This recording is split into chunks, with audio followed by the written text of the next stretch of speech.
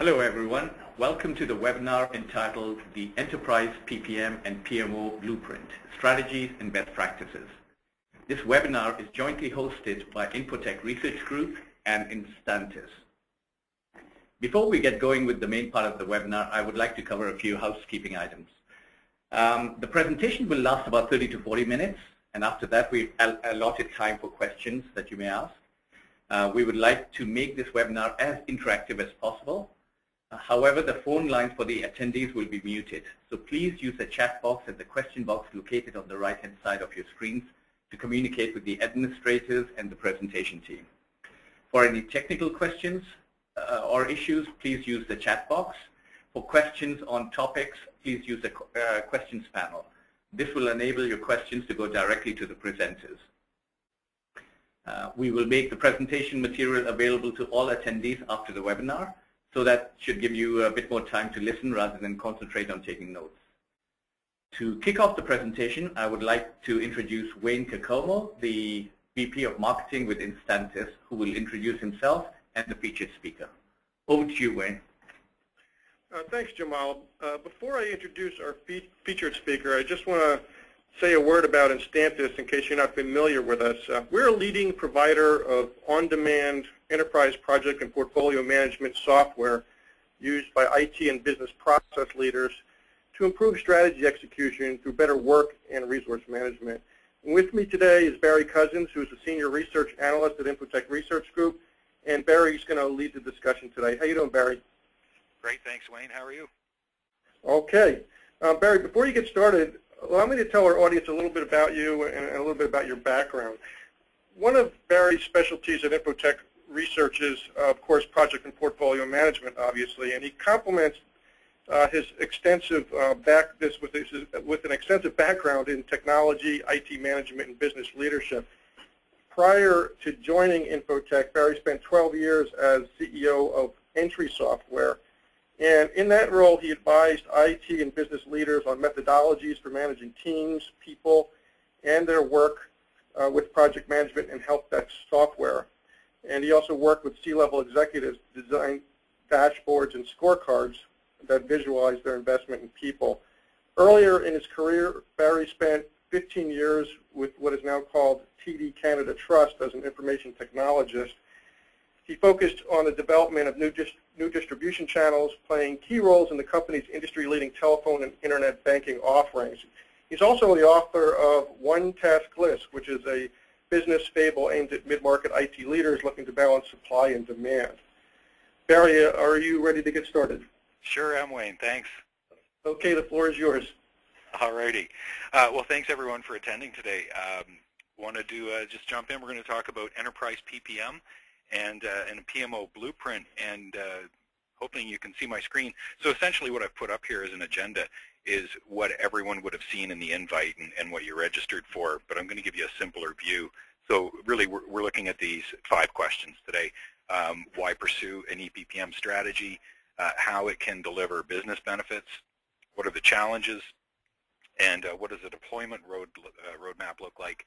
And really, who can we learn from? So as people are contemplating going down this road in a more formal way, where do we look for lessons and examples?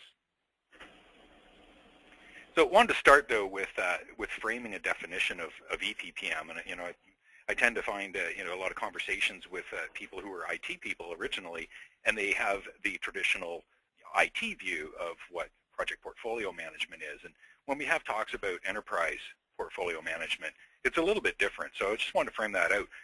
We come from a background, I think a lot of us, where it was a very formal and structured concept, and we were working with the resources in IT mainly, and a pretty highly governed approach to how we planned the work and then ultimately how we executed it.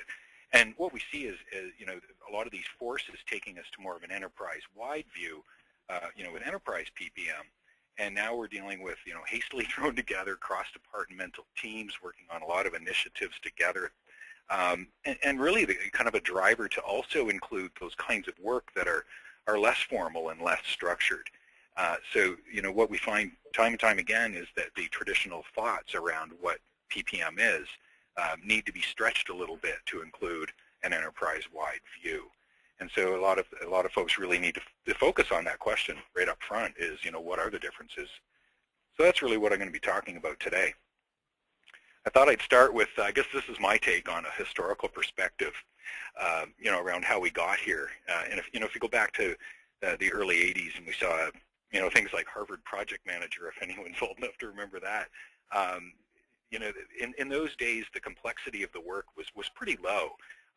We saw, again, mainly IT-focused, work management, where execution was closely managed. So, you'd see kind of a one-at-a-time work order kind of structure, where the folks were working in a very managed environment.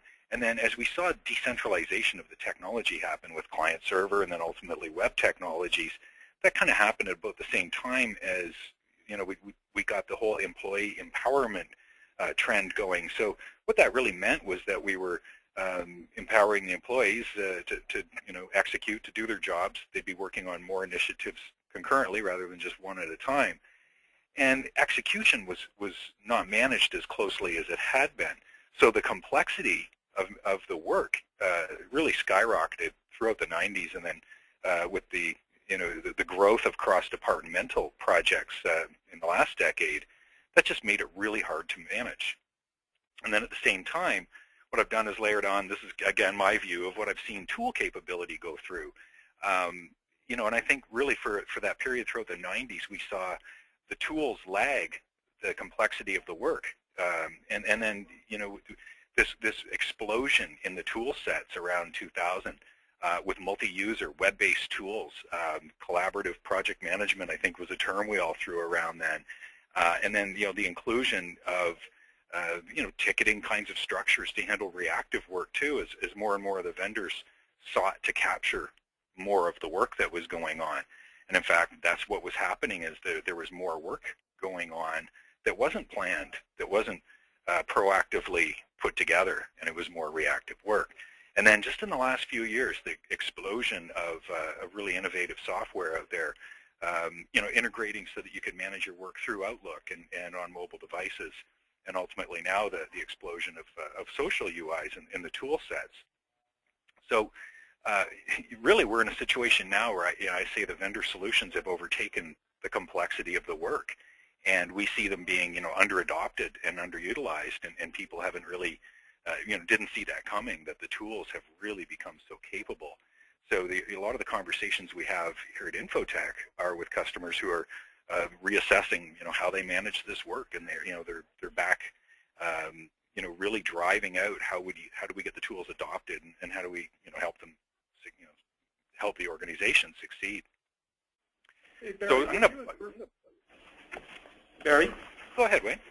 Yeah, would you agree that some of the other EPPM enabling capabilities, contributing to this crossover would include things like the increasing configurability of EPPM systems and more flexible reporting?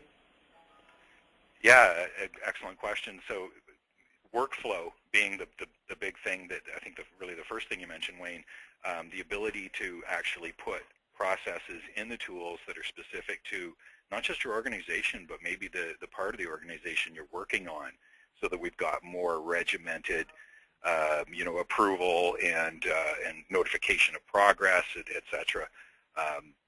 Absolutely we see that in the reporting. Good question too. Most organizations are struggling to get a current view of what's going on.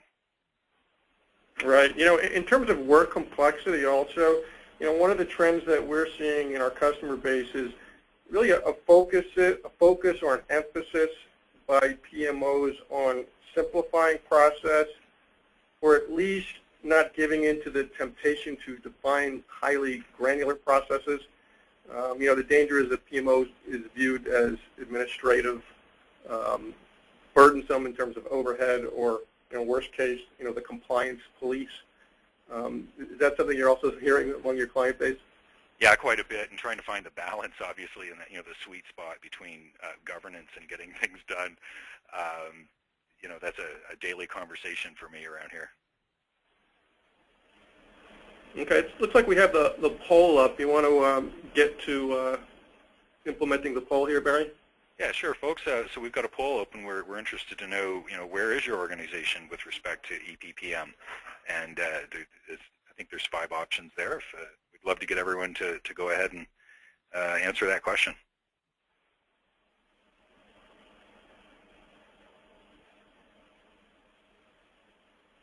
So, on your previous point, Wayne, I've got a coworker here who talks a lot about this concept of an adhocracy, and that's where, that's really where I see a lot of people entering the conversation, is that the whole planning and execution of work has turned into something that's very ad hoc. And right. With the advent of PMO and really the maturity of the PMO concept, that is their pursuit, is to find just enough governance to allow the machine to still work. But I'd like to, I'll just step ahead, but thanks folks for answering the poll. We'll leave it open for a bit longer. Can we do that and show everybody the results in a bit? Or do we need to do that now? Yeah, why don't we? Okay. Yeah, you can go ahead, step forward, and show the results in about 2 minutes. Yeah. Okay, great. Keep going, Barry. Alrighty, so the first question: why pursue an EPPM strategy? Boy, this is becoming more true every month lately, it seems. But we've really got this compression going on in terms of product and service life cycle. Gone are the days where we can go off in isolation, design our products and services, build them for a couple of years, and then bring them to market for a nice long trip through the market life cycle. These things are happening really in a compressed way now, and what that's doing with it is compressing the resources. And so we've got some real drivers that have people needing to get from idea to market in just the most rapid way they can. And so the comments that I put around the screen are all things that customers have said to me in the last little while about what's driving this compression for them. So everything from supplier pricing being less stable to security issues and customer retention being a growing concern, and trying to rapidly develop products and services that build towards acquisition and retention. So it's this compression that I think is kind of the main driver of of getting EPPM more seriously adopted in the organization. And I threw this image up here of the ship. It's been my observation, looking at the way we put teams together across department, being really making things harder to manage with the external factors that are going on around a project-driven organization. So it's this notion that we're hastily throwing together teams filled with people that are working part-time on multiple initiatives and needing them to get to manage that ship as it navigates the business and economic waters. So I think it's this threat from external factors that makes people wanting to get more precise in how they manage the collective instead of just managing it department by department. And I think I saw the poll close. Do we want to summarize that?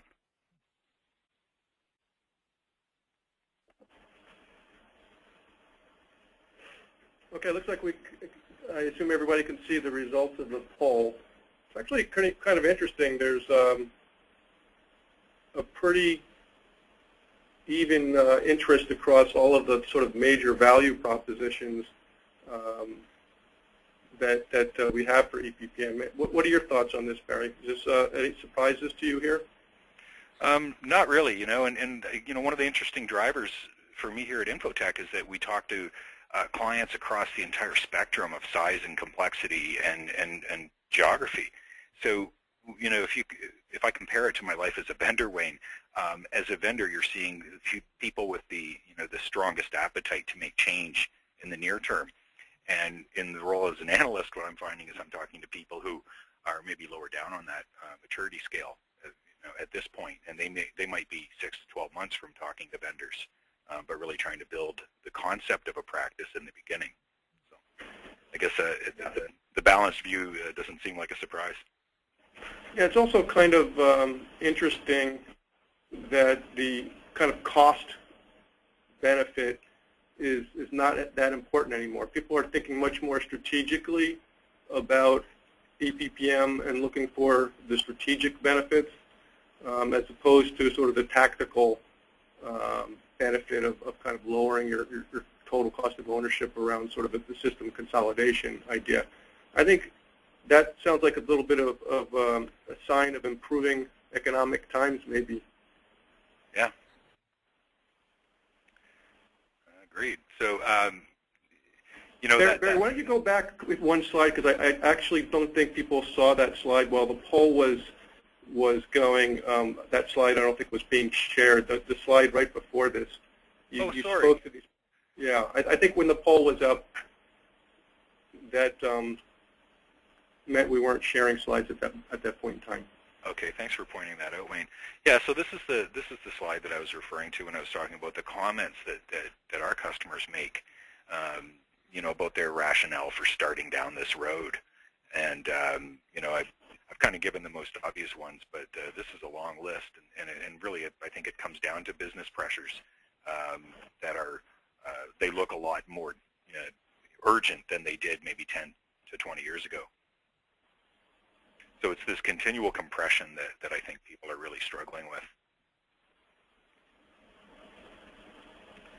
And then again, here's where I was talking about the need to get you know, composite teams put together to work on corporate initiatives. The third piece of rationale that I was looking at, you know, is the need to centralize a distributed model. This flow that I'm talking about here, I'm going back 20 years really when we talk about the decentralized model that appears on the left here. When we looked at enterprise-wide initiatives back then, it would tend to be you know, a collection of different departments between IT and marketing and even operations and corporate communications that would all work very independently of one another and probably somewhat sequentially. And then, you know, ultimately it's, you know, IT has done their work, and then marketing can start to talk about media buys and things like that to get a product out the door. With the, you know, the compression that we're talking about and the way we've really matrix designed our organizations, right now I kind of see it the way that picture is in the middle of a highly distributed kind of workforce that isn't managed in anywhere near the same way as it used to be. So we see a lot of you know, innovation and you know, point-to-point communications and people all working together, but we don't really have that centralizing force. And when we talk about EPPM, it's really about this concept of you know, still leveraging the multidiscipline teams that we put together, but coming up with this centralizing concept around an EPPM piece of software, so we can really take advantage of the way we've made things faster and address to the compression that goes on in our business and you know, product and service life cycles, but giving that ability to manage things better.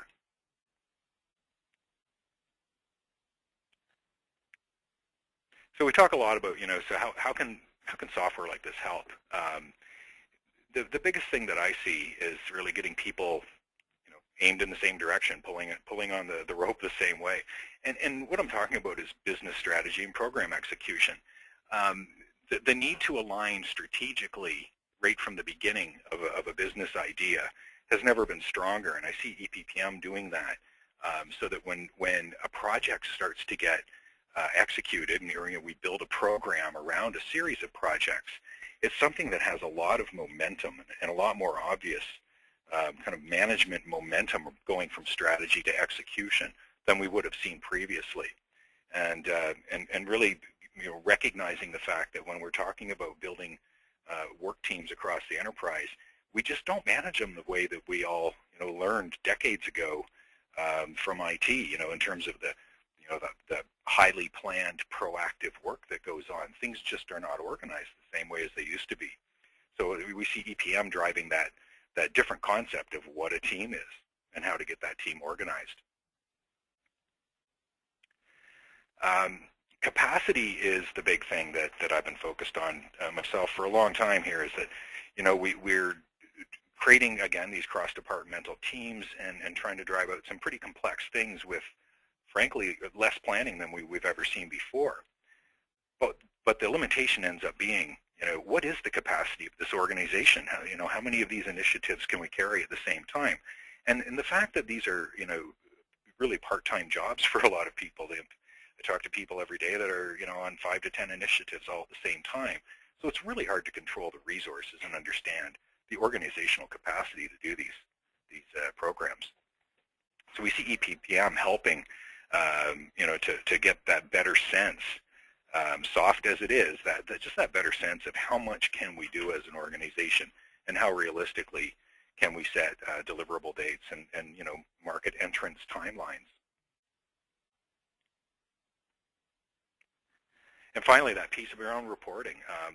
When we've got initiatives going that are as complex and kind of unstructured as we have now, we need an even stronger ability to report on it, to get visibility into what people are doing, having the most current and realistic projections that we can get, and really looking at how those results are evolving over time. And I think the biggest frustration that I get from executives when we talk about this new world that they live in is that the whole resourcing side of it seems like a black box. And the EPPM tools are getting a lot stronger ability, not just to report on what's going on, but also to aggregate that with information coming from the other systems that they use. Barry, don't you think it's interesting that we're still talking about visibility? Because that would seem to be the most basic or simple goal, but due to the increasing distributed nature in which work is getting done, like you talked about, and the accelerating speed that businesses are required to change in, it's still a fundamental and crucial goal, and we've been talking about it for a while. Well, it is funny. If you go back 10 years, the way the whole industry was marketing itself through the era of enterprise project management and professional services automation and all the the iterations of this market space that we've been through, visibility was the buzzword, and it was something to be taken seriously, and it was certainly a goal, but it didn't really happen, I don't think. And a lot of that came down to really the adoption of the software and the need to make it more adoptable by by these very unstructured teams that we put together. So as important as visibility was from a marketing perspective 10 years ago, I think it's actually coming into its own now. What are you seeing, Wayne?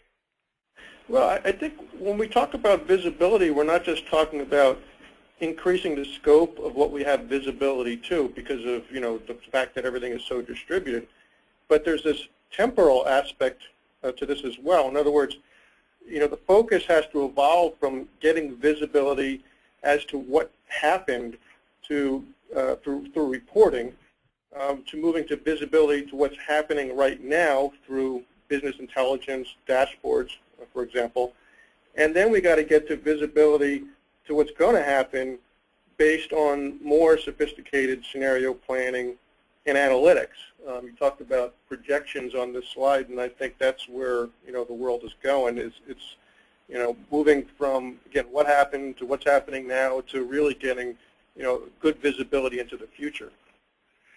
Yeah, and that slide I used with the team sailing, it's about combining visibility into what's happening internally with visibility into the market forces around it. And when I look at the dashboard views that leaders are looking for, a lot more of it is about that combined view and really looking at everything from inventory to price sensitivity and things like that are external to it, because the market around them is changing so quickly as they're trying to build out products and services. Yeah, that's a great image. That is a great image. We've got another poll, though, and really interested here. If you look at your own organizational context, what benefits seem most compelling and achievable? So really hoping everybody can give us their view here.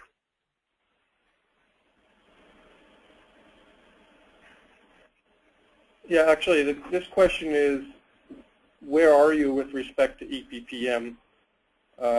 So we're just trying to get a sense for whether this is something that you're just trying to get a basic understanding of and you're not really familiar with this approach.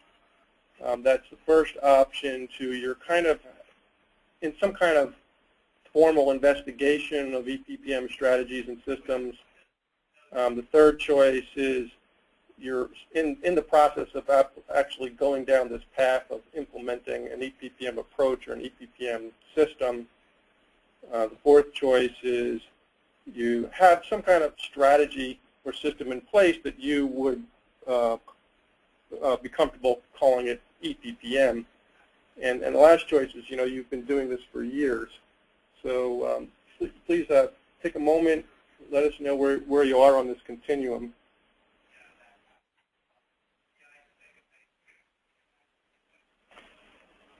And let's make sure this time we close the poll before you move forward. Sounds good. Yeah. Sounds good. So what are you finding at Instantis, Wayne? That's a good question. There seems to be plenty of folks that we're chatting with that are interested in this approach.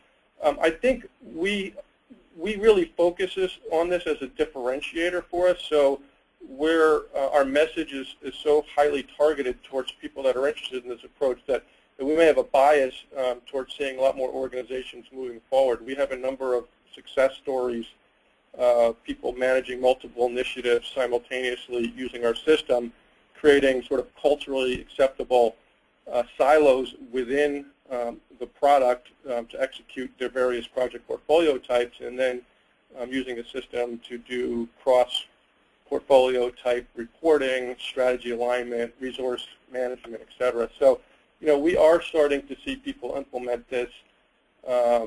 I don't think it's mainstream yet, but we're seeing a very, very strong trend in this direction in our business, and it's the fastest growing part of our business. So when you think about the enterprise-wide factors, is there a leading, governance framework or set of processes that people are converging around? As we've gone from the structure of IT work to the less structured enterprise-wide stuff? In terms of who's leading the charge? Yeah, and are we still talking PMBOK or COBIT or CMMI? Anything resonating there in terms of what customers are telling you? Well, we're basically, people are very much focused on getting the process right, and then having a series of methodologies as tools in the toolbox, and not really wanting to be too prescriptive or out front with the methodology, being much more focused on a process that's flexible, that can incorporate various methodologies in different environments. So we got the results here, and this is interesting. I mean, I guess we are on the early bleeding edge with the broader group participating here. Most people, just trying to get an understanding of what this is all about.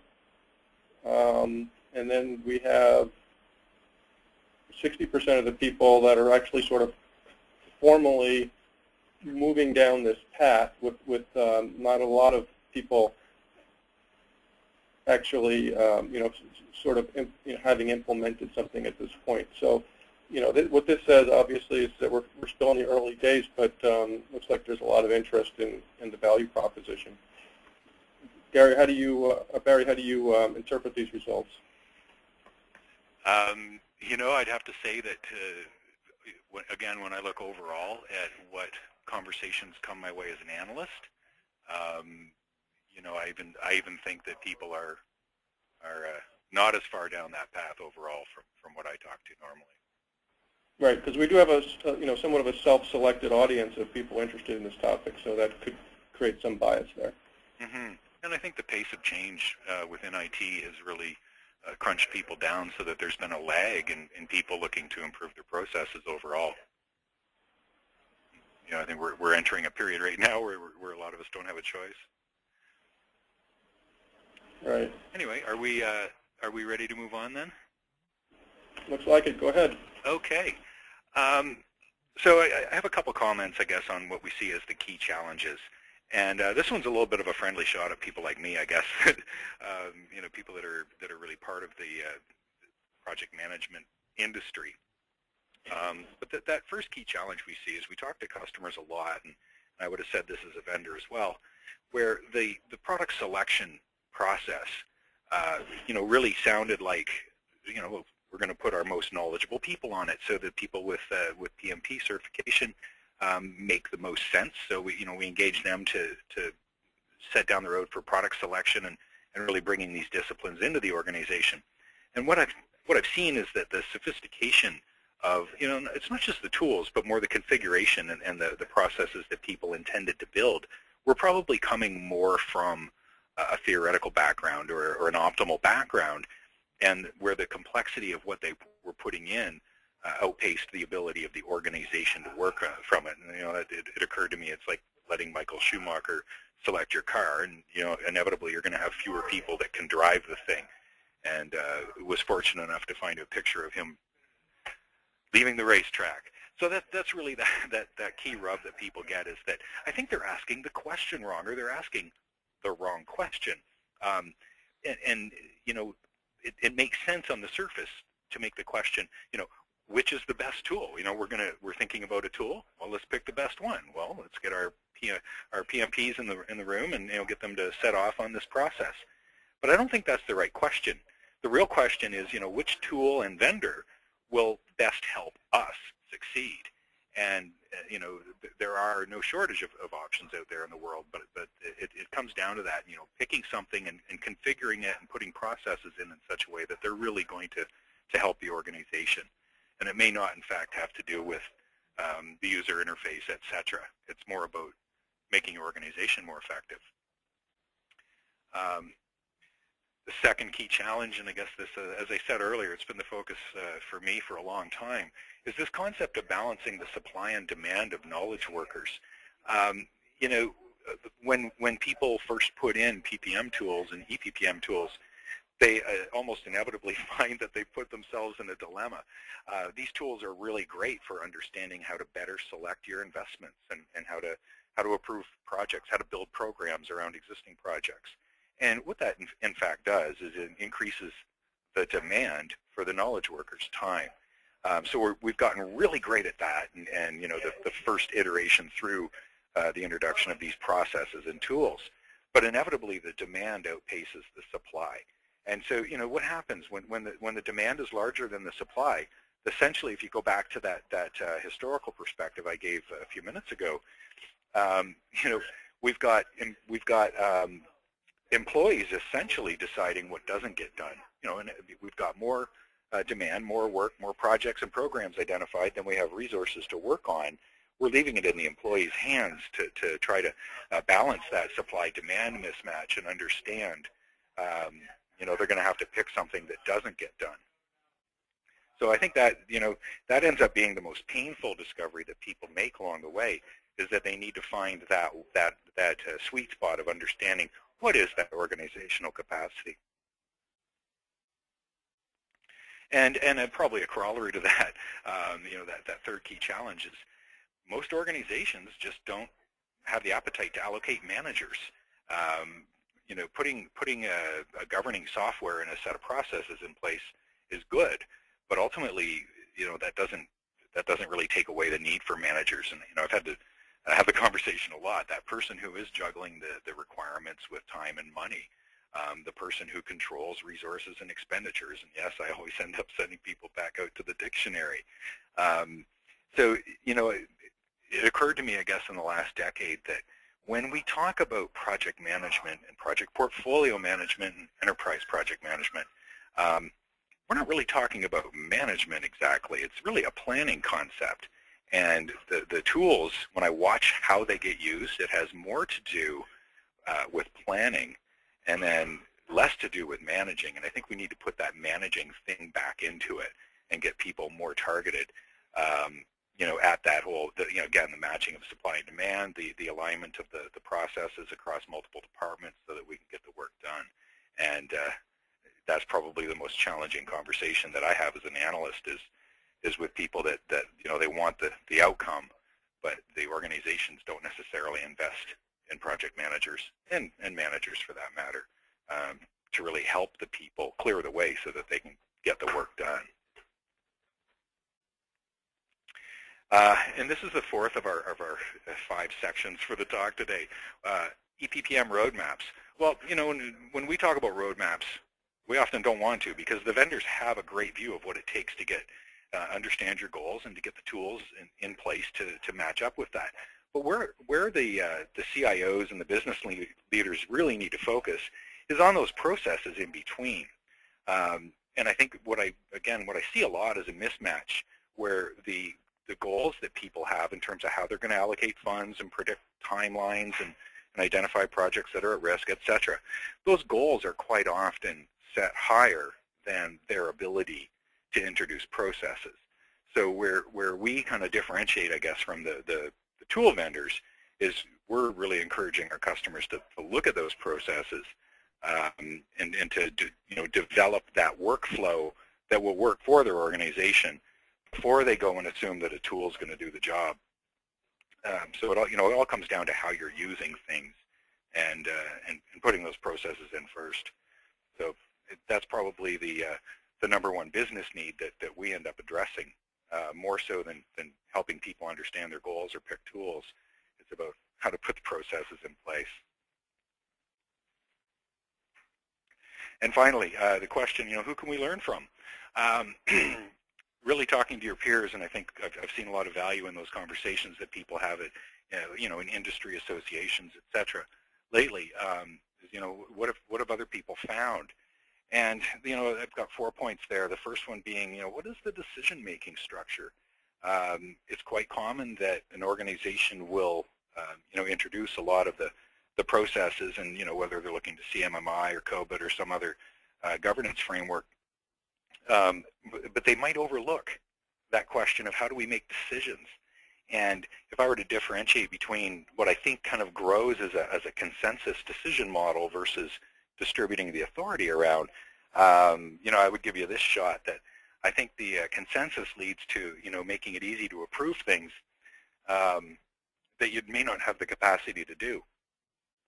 And that a distributed authority model it places more obvious accountability for that resource capacity. So that's something that I think talking to your peers would be really useful for. Again, related to that, it's this kind of concept that I think a lot of us have to live in the last year or two here. People are like gold; you can't borrow them into existence, and just approving more work doesn't mean that you've got people to do it, and I think that's a big theme that business leaders are dealing with these days is realizing just how precious those resources are, and how much benefit there is out of making it easier for them by that third step, managing what doesn't get done. And I think that if there was any eureka that I'm most proud of is helping people work through, it's that the best role of a manager these days, at some points it has to do with taking work away, and in a lot of cases we just have too many pieces of work approved. This concept of benefit tracking, we're in a very disciplined business environment these days. We all think about ROI, and obviously to talk about return on investment, we need to understand what is the return, what are those benefits. It can be very challenging to legitimately track those benefits, and that's my big challenge for folks up front. If you're going to go down that road, you need to really be prepared to invest more in the quality of the business cases, the process with which you're approving them, and then ultimately being prepared to track benefits over time. And lastly, I wanted to make 3 points about what I've seen out of the vendors this last couple of years, and it's pretty exciting to make the tools useful and fun. But there's this real drive, for adopting the tools through collaboration, and recognizing what we're calling work management. 20 years ago, the majority of the work we were managing was proactively defined. Today, very little of it is. There's a lot of reactive work, and we need we need a better environment, obviously, for how to get people to work together and handle both kinds of work. And the second point where I've got here, resource management and right sizing of the goals. That was one of the things that first drew me to Instantis, actually, is a position they took with the resource management maturity model. It's a white paper that was on their website, and I thought, this is the most, upfront and frank I've ever seen a vendor get in terms of what it means to put in some of the highest levels of maturity and really getting people, prepared to right-size those goals based on what their capacity is to deliver. And finally, then estimation ranges. I see a lot more acceptance these days of flexibility in the planning concept. And I think if you guys go out and look at tools, like Instantis and the whole space, you'll see more flexibility for putting ranges to when we're going to finish the work, and less of the rigidity that was in the very, very mathematical and scientific tools that we worked with 20 years ago. So that was the end of my content, Wayne, and wanted to turn it back for a conversation and see what questions you're getting and what kind of challenges our viewers have today. Okay, Barry, great. Let me see here, pulling up the questions. Let's see. One question is, can you talk about connecting the dots between business strategy, EPPM, and prioritizing projects? Connecting the dots between business strategy, EPPM, and what was the last one? Prioritizing projects. Okay. That's a really good question these days. First and foremost, it's this change, I guess, in draw that we've got. I saw a lot of IT-driven, IT-led organizations in terms of all these processes in years past, and it's the last 5 years or so, we've got a need to have IT very much plugged into the business strategy. And I'll give you the one gap that comes up all the time.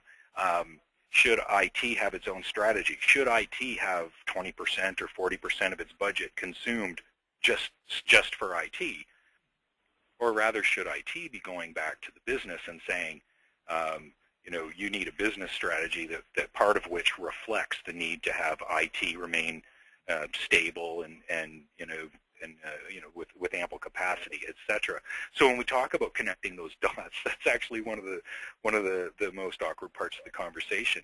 Is, does the business strategy describe everything that the CIO needs to attribute all of their spending to business strategy? I don't know if there's a right answer, but that is kind of the central conundrum that we get into. In terms of connecting the dots, that's really this concept of governance and getting past a consensus-driven steering committee around IT spending, out into an enterprise-wide spending committee, if you will, so that there really is that overt justification on every spend that says, what are the strategic roots of this? How do we manage the risks and rewards of doing it, and ultimately prioritizing? At the end of the day, it's about being able to prioritize within your capacity, and that to me is the big leap of what EPPM concepts and software are doing, is giving people that more immediate sense of, can we actually approve this? Can we deliver it by June 1st or whatever the date would be? Another aspect, I think, Barry, of this connecting the dots is whether or not you're connecting the dots from strategy to projects, or you're connecting the dots from starting with projects to strategy. So what we see as a fundamental difference between the EPPM approach is this assumption of that you're starting with your strategic objectives, and then you're ideating projects based on how they can contribute to or implement a given strategy. The traditional approach that organizations have is they have this notion of a project or a project idea, and then they kind of look upward for a line of sight between that idea or that project and strategy, and use it as a project selection criteria, which is a perfectly legitimate criteria to use. But if you're really going to be a strategic enabling function, you really need to start with strategy and then connect the dot to the projects. One of the sort of the fundamental things that we see people starting to look to EPPM to help them do. Yeah, and it raises good questions about whether you're on an annual budgeting and planning cycle, so that you can, so that you're doing a broader view, a longer-term view of strategy, and then trying to fund things a year at a time, or whether you're in more of an adhocracy. And interesting when we talk about the growth throughout the enterprise, things are. I actually see things getting more structured. I'm wondering what you're seeing from the vendor side, Wayne, whether it's an annual process or a monthly process or somewhere in between?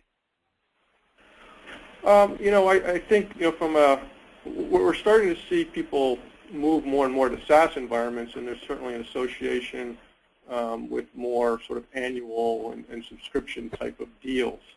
But essentially, the environments are different, and there's different motivations from one culture, one organization to the next. So we're seeing still a mix of people, going with sort of, both ways. But I think the trend for us as a business is certainly more people looking at kind of an annual kind of approach. Let's see, another, maybe a related question. What's the role of EPPM in the context of portfolio investment or project portfolio selection or project investment? So the role of EPPM in terms of selecting the investments? Yeah. If I got the essence of the question.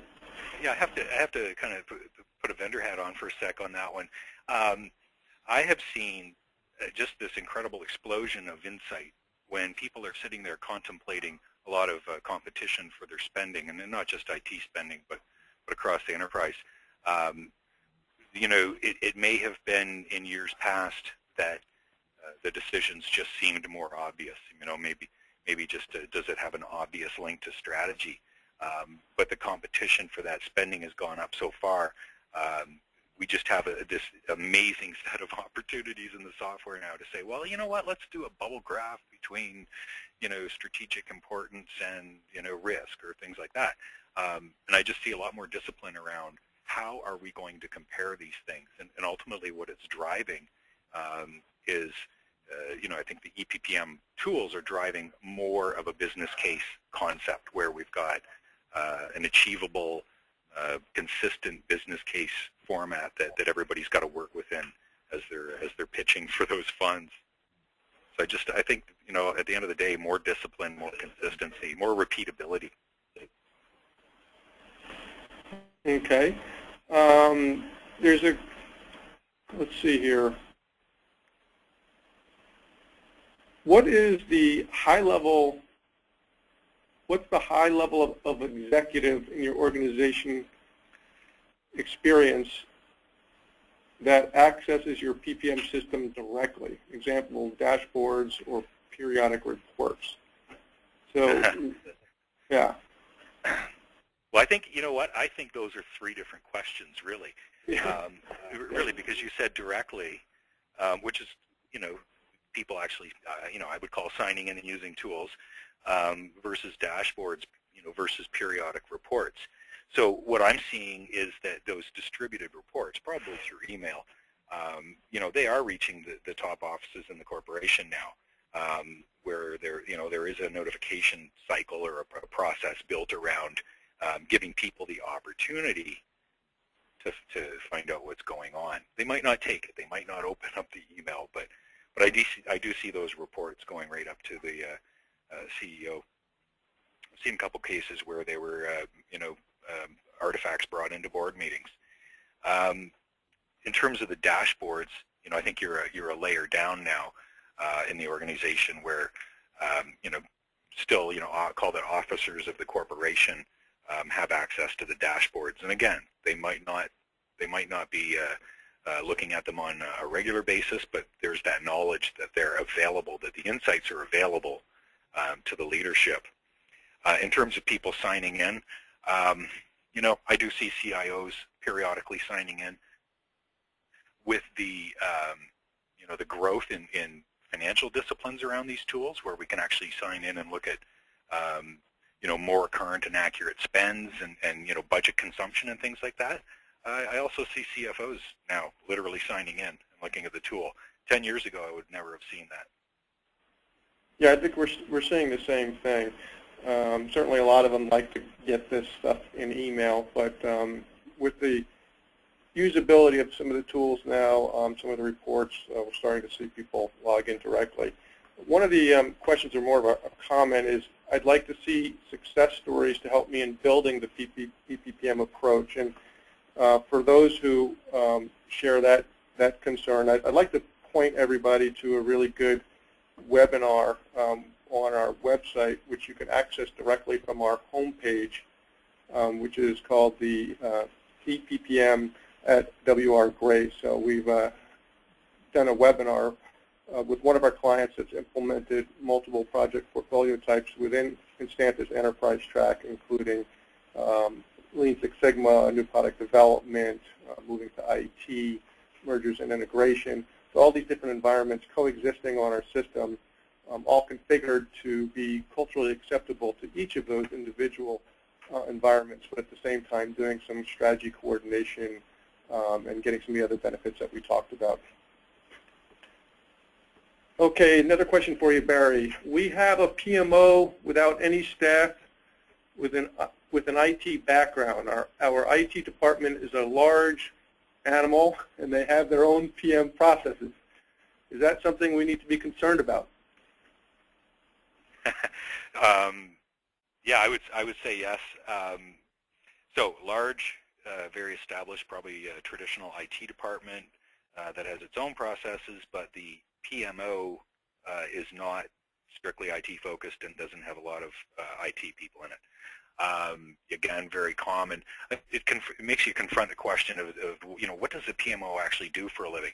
If I go back, geez, it's coming up on 20 years since we first heard of PMOs. I had this assumption that they were going to actually help the organization manage projects that that span outside of IT. And obviously we've seen it grow into more governance and kind of program level or enterprise level stuff. That's really the first thing to confront is what is the PMO actually helping IT? Are they whether it's through tools or processes or resources, are they even involved in the IT projects? And frankly, my experience has not been that that we need to align the way IT does things with the way the rest of the organization does things. We talked about that in the very beginning about differentiating PPM versus EPPM. I think the assumption that the PMO has to govern the entire thing just might be false. I don't know. Okay. I'd be interested in the Instanta's view of that, though.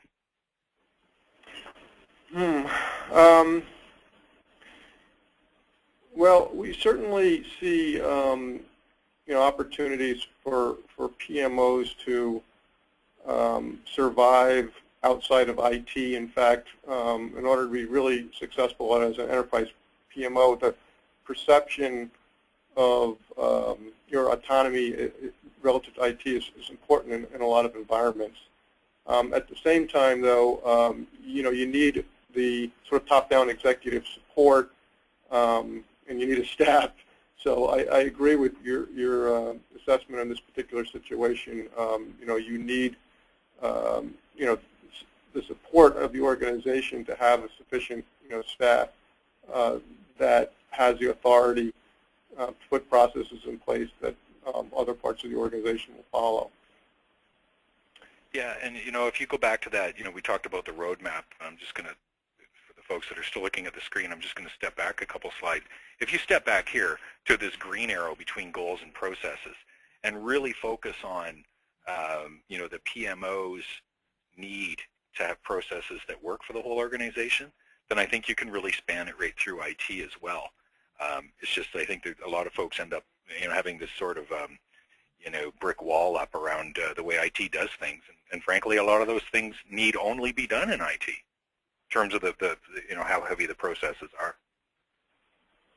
Right, and there's certainly a coexistence that can happen between the IT and their own processes and their own PMO, for that matter, and an enterprise PMO, which has a broader edict. How do you see, Barry, how do you see firms measuring benefits? Comment here is, my experience is that it's hard for IT to hold the business accountable without involvement from the CFO. Very, very true. Over the last month, we've reached out and talked to organizations that, again, across probably, every vertical you can imagine and every company size you can imagine to talk about this exact question. How do you measure benefits? The folks that I would have thought would have no choice but to get very financial and quantitative in how they count benefits, a lot of them are just not succeeding with that attempt. So, what I think practically happens is more of a disciplined approach around at least qualitatively assessing the benefits. We might not really know, was this IT spend the sole reason why we got talk time down in the call center, or is this the sole driver to which we can attribute a growth in retention or revenue or something like that? It becomes a really difficult conversation when you're trying to tack things back to the original spend. But we can still look qualitatively at a lot of the spends in retrospect and say, the business case we approved, did it end up being true? We might not have believable hard numbers on it, but I think we still know, and that's the trend I'm seeing these days, where people are accepting that they might not get really great numbers out of it, but that they are interested in putting more accountability on the quality of those business cases in the beginning. So the purpose of benefits tracking really might have more to do with the quality of the next business case you see. Okay. What would be a suitable way to introduce any low maturity organization to such tools without overwhelming the people who need to use the tools? Really tapping the experience of the vendor. Every vendor's had their own experience with how to get the thing adopted and how much to adopt. And I kind of bristle at this as a former vendor. We're driven to add function to do a whole lot. These are suites. They're pretty amazing in terms of the function they have. But if I reflect back, some of the people that have had the most success have only adopted those few pieces that really drove better visibility and communication in the beginning. So it's really about a staged approach, because the fit of software to organizational dynamics is a really tough thing. So I think it's really about picking the right function, but also about, at the end of the day, it has to be driven by management. Management has to be interested in what's in there, what's the reporting coming out of it, and how much is it helping the group. Very few people are going to succeed without management really caring and being engaged and looking at the results. Yeah, I agree, Barry. And I think for us, a key for Instantis and our solution is really the configurability of the product, and really, sitting down with the clients, trying to understand what they're trying to accomplish, and configuring a product with just enough process to get that done. A lot of times we are really afraid to show the client everything the product can do, because we don't want them to think the product is too complex for their process. What we want to do is configure something that is just enough for what they want to do, and then give them a vision for how, as they mature, they can enable other various aspects of the solution to help the technology essentially mature with them. So most of the technologies today have a lot more feature and function than a lot of customers require to get started, and we're very sensitive to that. Yeah, and my heart warms when I actually see an IT steering committee or a broader focused steering committee literally using the output from the EPPM tool as their meeting agendas, or as the way they're recording decisions, enacting decisions, and things like that. So when we get away from somewhere in these meeting minutes it says we approved a project, and the closer we get to clicking approve during that steering committee process, then I think that's really that necessary first set of steps to get an organization using it. Right. Okay, Barry, actually right now we're at the bottom of the hour. So for those of you who cannot stay with us I want to thank you for joining today's event. And for those that can stay on the line and want to continue to participate in the Q&A, we'll proceed with the Q&A session for at least, I'd say, another maybe 5 or 10 minutes and try to answer as many of your questions as possible.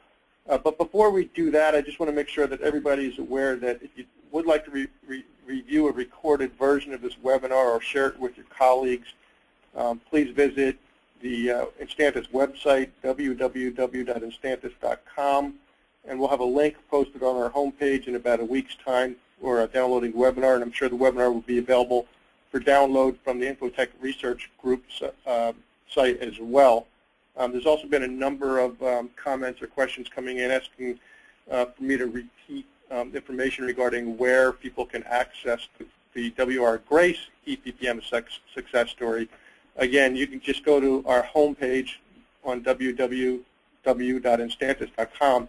On the right-hand side, you'll see an icon called Featured On-Demand Webinar, and you just click on that icon, and it will allow you to download the webinar immediately. So Barry, I assume you still have a few more minutes to hang on the line and answer a few more questions? Yeah, I do. Okay, great. Let's see. What is the best way to, let's see, how do I read that? The best way to speed up adoption is a training kickoff blitz to small groups. A comment, I guess, on that? I might comment on that comment? Yeah, I might say it a little differently. And I agree with the concept, obviously, is that kickoff blitz and getting the information out there. But I try to take a little past training and talk about driving adoption. So in other words, we're coming out of a world where we would go in and blast people, fire hose them with here are all the features and things like that. And it's really about building those specific pieces of workflow before the rollout, and literally not just training, but leading people through those first weeks of adoption and getting the whole planning and execution cycle bound together. In making the training do that more so than just thinking of training as teaching. I want to think about training as using. Okay. Let's see. Shouldn't management drive the process with choosing features? Then vendors should interview the client to make sure all the needs are met. Comment on that? Yeah, it's valid, but at the end of the day, we've got such a mature space now from the vendor side that I don't know if it's about features. I think it's about workflow and processes. Okay. Let's see. For implementing an EPPM approach, what is the first step?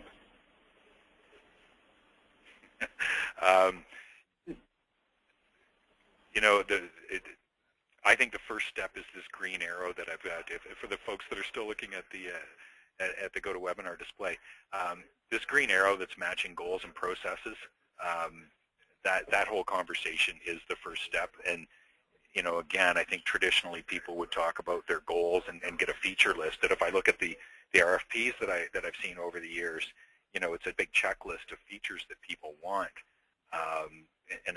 The maturity that I'm seeing in the last few years means the first step is more about what the heck are we going to do with it? How are we literally going to run the business this way? More so than what features do we want? You're right, absolutely. Let's see, here's another question. If you need to build EPPM momentum, where's the area of focus people tend to find most successful to start with? I think it's a similar type of question. Yeah. Well, the momentum side, I kind of go back to the visibility thing. When we get the ability, when we've got a leadership team that is consuming the output from an EPPM system and literally using that to tell them how they're progressing versus their strategy, to me that's the momentum driver. Is when you know that you're getting repeat visits from the leadership, either it's opening that email launching it on their mobile device, maybe even logging in. That's the momentum driver, is the view, the information coming out of it. What are the top integration points for a PPM software solution that you've seen, Barry? ERP, HR, vendor management? All of the above. But I'm gonna go back to my more of my mid-market days here and say that I think the top integration point is about that whole concept of work management. And when organizations still have rooms full of people that are doing support, second and third level support, as well as project work and as well as other things, a service desk system is still a point of integration that I think I see most commonly down market. And then up market, it might be more integration into a business intelligence framework. Okay. Let's see.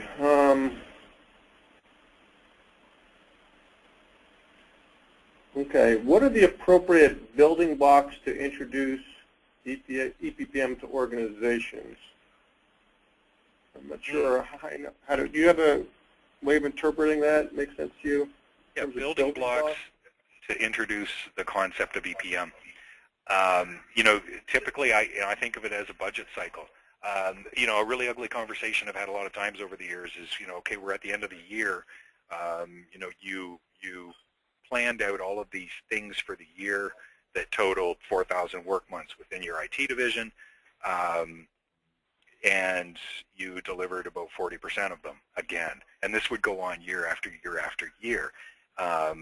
To me, the building block is that talk about, what were your strategic goals, and then how many of them got delivered, and the talk about where are the gaps, why is this happening, and the view out towards an enterprise-wide view ends up being a big part of that rub these days, I think, Wayne, because people are realizing that they're not working in isolation anymore, and that they probably need to be thinking about those enterprise factors more than just the isolated departments.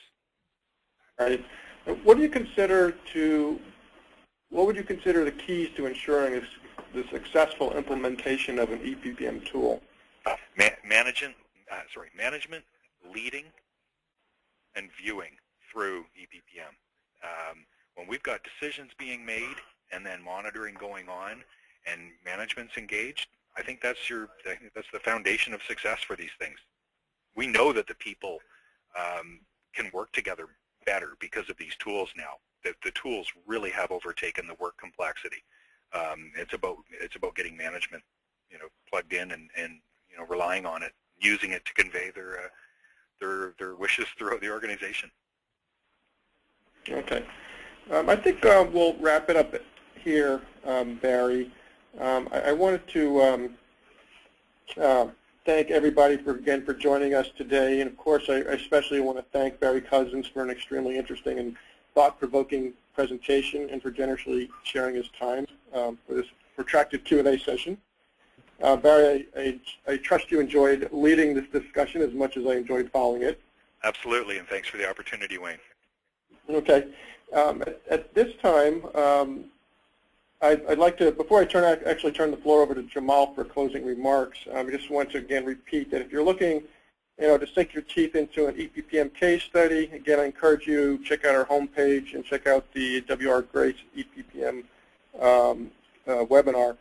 And again, the web address for us is www.instantis.com. Some folks had some questions about how you spell Instantis. It's I-N-S-T-A-N-T-I-S. Again, encourage you to check out the Infotech Research Group website as well for more information on EPPM. And again, at this time, I want to turn it over to Jamal at Infotech Research for some closing remarks. Jamal. Great. Thank you, Wayne. And thank you, Barry, for a very informative presentation there. I would also like to thank everyone who's still online for staying on and for attending the webinar. As I stated at the beginning of the session, all attendees will have access to the presentation material. You will receive an email with a link to the material in about a week to 10 days from now, and you will be able to download the presentation yourself. The full presentation will also be posted on YouTube, and again, the link to that will be included in the email that you receive. So once again, thanks everyone for attending the webinar, and we'll be signing off now. Yep.